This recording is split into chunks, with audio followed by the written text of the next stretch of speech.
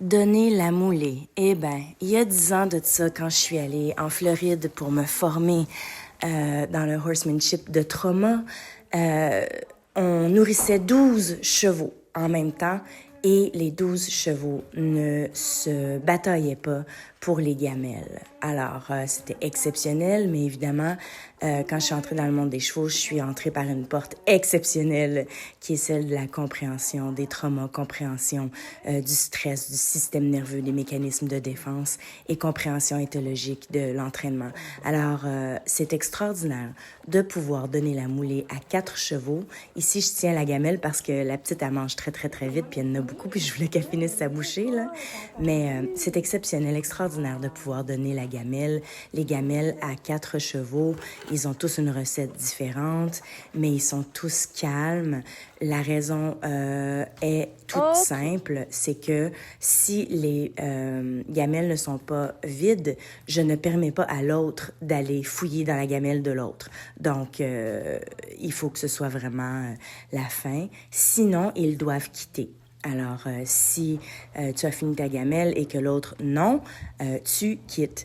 Et pour que le cheval quitte réellement, eh bien, il faut vraiment poursuivre le geste et le chasser un peu comme un cheval le chasserait.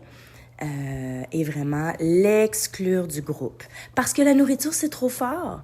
Il n'y aura jamais une situation où un cheval va tout simplement regarder son ami manger et ne sera pas tenté de dominer pour aller prendre la nourriture. Parce que la vie veut vivre. Donc, la recherche de nourriture et l'instinct vraiment d'être fort par rapport à ça, ben, on se battra jamais contre ça. Donc, c'est pour ça que je reste là, je monte la garde, je crée une espèce de mur entre les chevaux et je fais des blocages, mais c'est avec bienveillance. Et de cette façon-là, les chevaux mangent côte à côte, ils ont une belle expérience, il n'y a pas d'agressivité, il y a beaucoup de douceur et chacun ne se sent pas menacé que l'autre vienne piger dans sa gamelle parce que je monte la garde, comme je viens de le faire ici. Donc, je crée un blocage tout simplement en m'immisçant dans l'espace entre les deux chevaux. Je fais en sorte que, bon, vous ne passerez pas.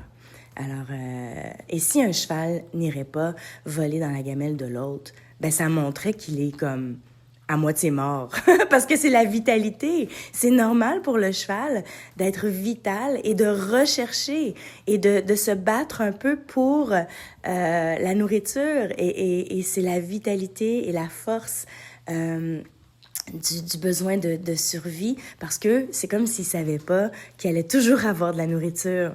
On va toujours continuer à en ramener. Donc, c'est comme s'ils ne le savaient pas. Leur instinct de survie fait qu'ils doivent être à la recherche. Alors ici, je vais vraiment demander à Core de changer de direction et j'enlève sa gamelle pour qu'elle aille voir ailleurs ou que d'autres chevaux aient voir « Ah, il y a une gamelle là-bas! » Et donc, c'est comme si elle venait de réaliser. Et c'est une façon de protéger les chevaux. Donc, quand le cheval mange à côté de moi, il se sent en sécurité parce qu'il sait que je vais créer un mur. Et là, Core a fait le tour et est allé voir Silver. Mais je n'ai pas intervenu, mais c'est correct. Alors là, Arrow me donne sa gamelle et je lui donne un bonbon. Donc, quand il donne la gamelle, je lui donne